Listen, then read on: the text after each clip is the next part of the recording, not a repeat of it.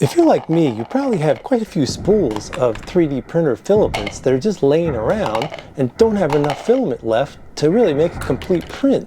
So they're just taking up space in your shop. Today, I'm going to show you a solution by comparing the new Sunlu filament connector to the VIT filament connector, and I'm going to address if you even need one of these connectors. Number 2, the ease of use of them. Number 3, their performance. Number 4, the cost.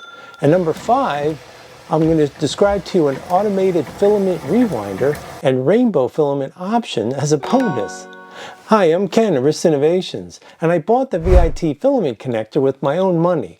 And I wanted to thank Sunlu for sending me their newly launched filament connector. There have already been a number of recent YouTube reviews, especially for the new Sunlu filament connector. So I'm going to provide you with some very useful information that hasn't been addressed yet in the other video. So let's get started.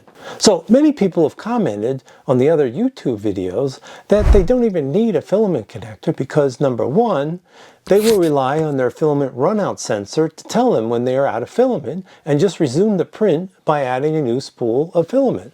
Or number 2, some people have the Bamboo Lab AMS or AMS Lite, which is their automatic material system, and that will automatically load a new spool of filament if a previous spool of the same filament runs out. Although the filament runout sensor and the Bamboo Lab AMS Lite will allow you to load new spools of filament if you run out, if you are printing parts where the cosmetic quality is critical, then these filament connectors could increase your chances of printing a higher quality part. Let me explain further. In my first 2 tests on my Bamboo Lab A1 Mini, I let the filament run out and then I loaded a new spool and continued on with the print. I printed the cylinder designed by Apartapolo 11 in MakerWorld in the vase mode, which means you have a single wall thickness. You can see that there are defects caused by the pausing of the printer. Next, I used the AMS Lite with the Bamboo Lab A1 Mini, and I allowed one spool of filament to run out, and the AMS Lite automatically moved to the second spool. Also in this case, there are defects on the part where the second spool started. Now, I realize that parts aren't normally printed in the vase mode. So for parts with multiple walls, there's a good chance that the prints will hide this defect as long as the filament transition is in the interior section of the part. But if your part's cosmetic appearance is critical, then you may want to consider using a filament connector. If you have a 3D printing need, but you don't have a 3D printer, I have the solution for you. That brings me to the sponsor of today's video, PCBWay. If you are working on any prototype projects, they can help you when you need a variety of parts. Besides making PCBs, they also offer CNC machining, sheet metal fabrication, injection molding, and lots of different types of 3D printing, including metal printing. This is a special time for PCBWay because they are currently celebrating their 10th anniversary.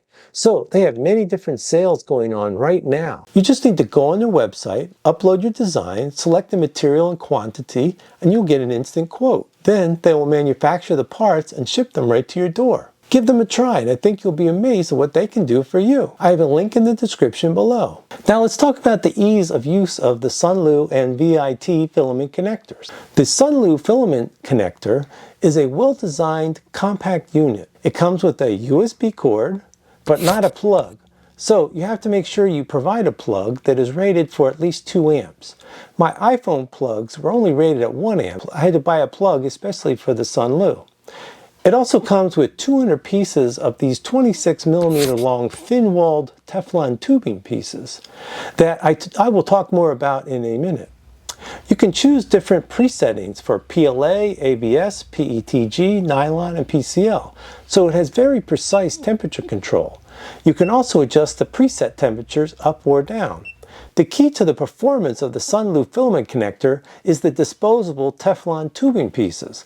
The Teflon tubing helps align the filament ends and it holds them in place while you load the filaments into the filament connector. To prepare the filament ends, cut each end at an angle to form a scarf joint. This will give you more surface area to bond the 2 filaments together. Slightly rotate the filaments so the scarf joint matches, and then place into the filament connector and push the lever down. Then, ever so slightly, apply pressure to both ends of the filament to help with the bonding. After a few seconds, you'll hear a beep, so it's time to remove the filament, so push down on the latch. Next, carefully remove the filament assembly from the connector and allow it to cool. Now, you need to remove the Teflon tubing. So, snap it into the slot above the heated area and close the lid. There's a small blade that will score the Teflon tubing, but not cut the filament. Remove the filament from the connector and gently peel away the Teflon tubing. The Teflon tubing is disposable and can't be reused. I'll show you the results of making a part using the spliced filament in a minute. But let's first talk about the VIT filament connector. The VIT filament connector comes with a power cord that plugs directly into an AC wall outlet. It also comes with a timer. The VIT filament connector has a very strong spring, so it takes some force to open up the jaws of the connector. And you really need 3 hands to operate this thing. So I designed and 3D printed this base plate, and I added 4 threaded inserts. Then I drilled 4 clearance holes into the VIT filament connector, and I mounted it to the base plate, and then I clamped the assembly onto my workbench. This made it much easier to operate the VIT filament connector. The instructions said to turn on the filament connector and wait approximately 2.5 minutes. Then to turn it off and insert the filament ends. It will heat up to a maximum temperature of approximately 220 degrees C. Because I couldn't see inside the clamp, I cut the ends of the filaments perpendicular to form a butt joint. VIT recommends to open the jaws and insert one filament into the connector and close the jaws. Then they recommend to insert the other filament end while the jaws are closed and push both filaments towards each other. The problem is that you are blind to what you are doing, so it's not easy to determine if you're making contact with both filaments. Then they recommend for you to allow the connector to cool down for about 4 to 5 minutes before you open the clamp to remove the filaments. When I opened up the clamp, there was a lot of flashing of filament that I needed to trim with a scalpel blade, and then I needed to sand the joint because it was so irregular. I also tried an experiment using the Sunlu Teflon tubing, and I inserted the filaments into the VIT filament connector, which actually worked out quite well because it eliminated the need to do the post-processing because there wasn't any flashing compared to using the VIT filament connector without the Teflon tubing. Now, let's see the performance of both connectors by printing some parts. This part was printed using the Sunlu PLA filaments and the Sunlu filament connector, and it turned out flawless at the fused joint. I also joined some Bamboo Lab AMS filament using the Sunlu filament connector, and that also turned out flawless at the fused joint.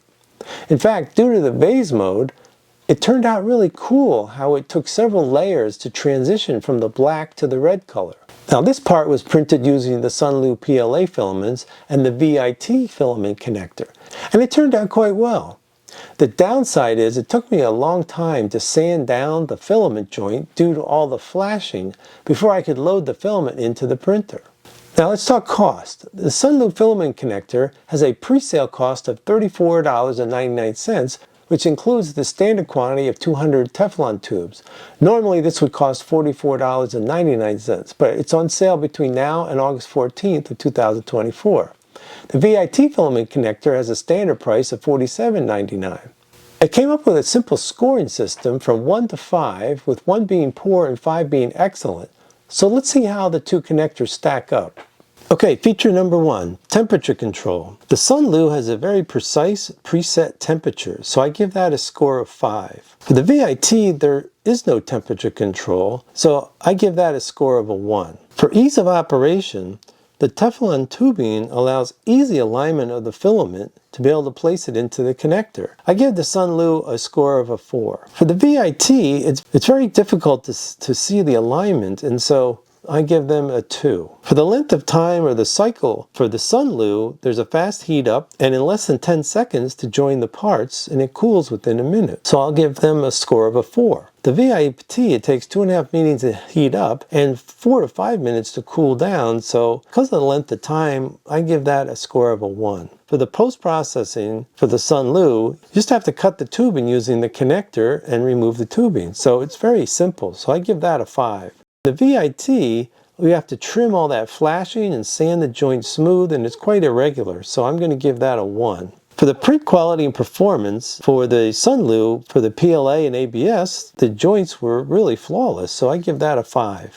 VIT, for the PLA sample that I did run, it did print quite well, and I give that a 4. For the cost of the Sunlu, there's a pre-sale cost that includes 200 Teflon tubing pieces at $34.99, normally at $44.99, so I'll give that a score of a 4. And the standard price of the VIT connector is $47.99, so I'll give that a 3. When you total all the points up, for the Sunlu, the total comes up to 27 points, while for the VIT, it only comes up to 12 points. So there's definitely a clear winner here with the Sunlu filament connector.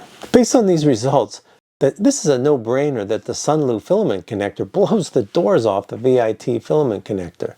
The Sunlu's ease of use, precise temperature control, and the disposable Teflon tubing pieces are key to the performance of the Sunlu filament connector. Some people aren't thrilled with the Teflon tubing pieces, but in my mind, they are a clever solution to keep the filament aligned, and the tubing eliminates flashing and other post-processing that the VIT filament connector requires. And at approximately 4 cents per Teflon tubing piece, I consider that to be well worth it to avoid the post-processing hassles.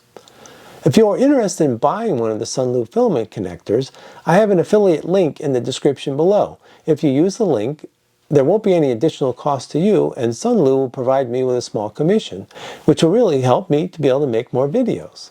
Now, let's talk about the automated filament spool rewinder and the rainbow filament option. Since you may be joining two spools that have a fair amount of filament on them, you need to find a way to quickly wind the filament from the smaller spool to the spool with the larger amount of filament, so I have a solution for you.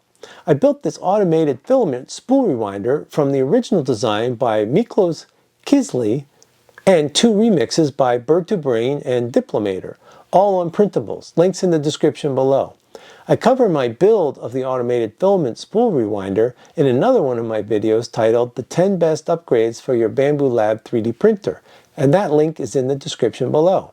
Another feature to mention is that you can make your own multicolor filament by splicing different colors of the same material onto a filament spool. Next video will be the best 3D printed tools, and when that video is available, that link will be here. In the meantime, you may want to watch my most popular video to date, which has over 300,000 views, and it's the 10 best upgrades for your Bambu Lab printer, because I go into details on the automated spool rewinder, and that link is here. Thanks for watching. Bye!